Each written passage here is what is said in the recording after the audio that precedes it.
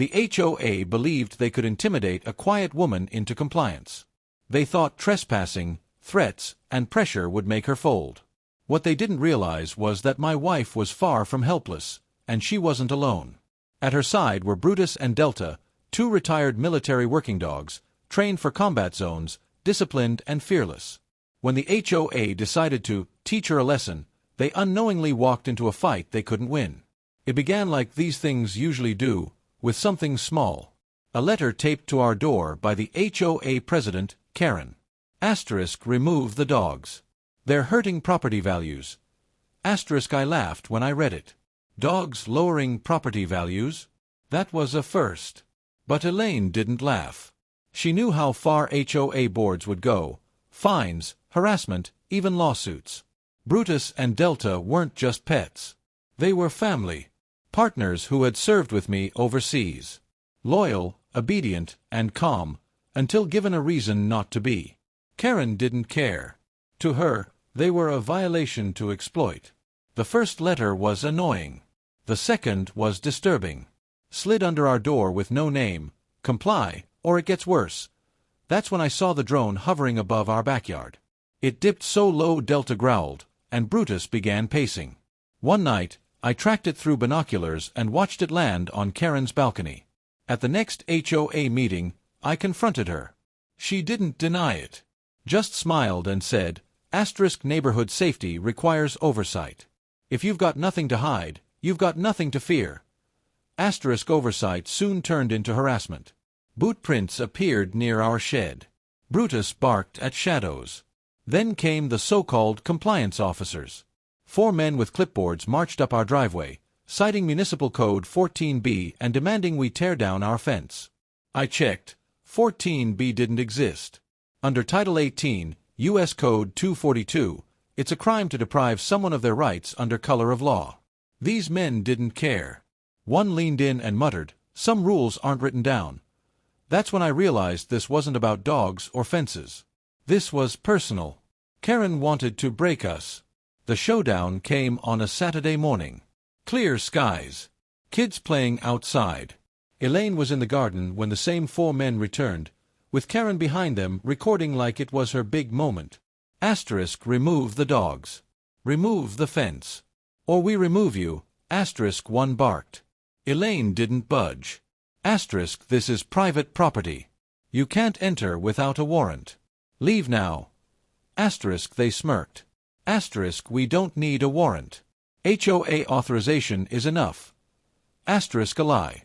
HOA rules don't override state or federal law. And under Penal Code 602, trespassing is a crime. But they weren't bluffing. One lunged for Elaine. I was halfway down the driveway when Brutus moved like lightning, launching into his chest and slamming him flat on the pavement. A deep growl rumbled in Brutus's throat as he pinned the man down. Another thug swung a metal rod at Delta. Big mistake. The Malinois dodged and clamped onto his forearm with a controlled bite. He howled, dropping the rod. Delta didn't shred him. She immobilized him with perfect discipline. Call them off. Call them OFF. Karen screamed, voice cracking.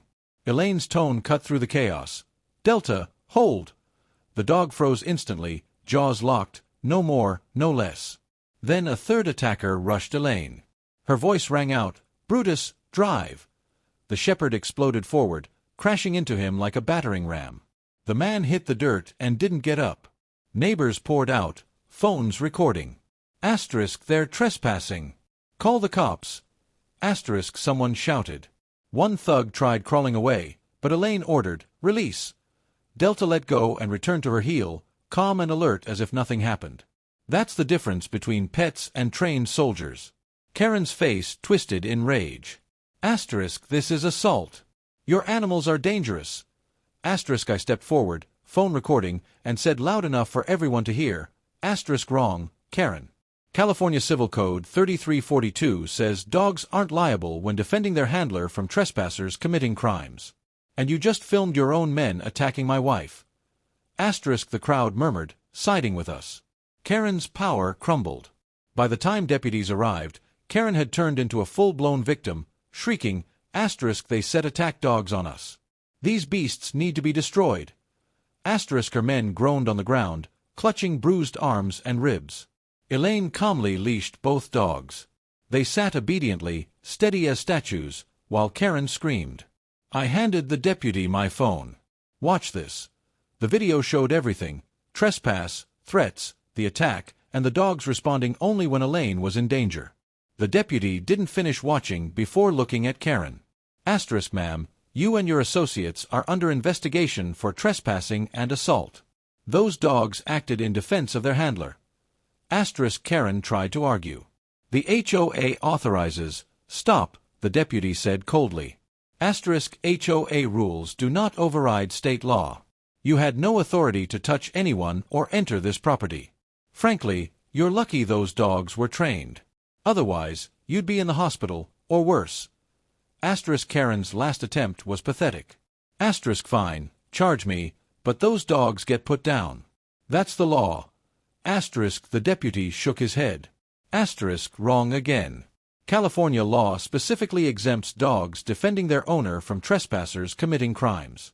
These dogs aren't going anywhere, but you are. The neighbors erupted in cheers.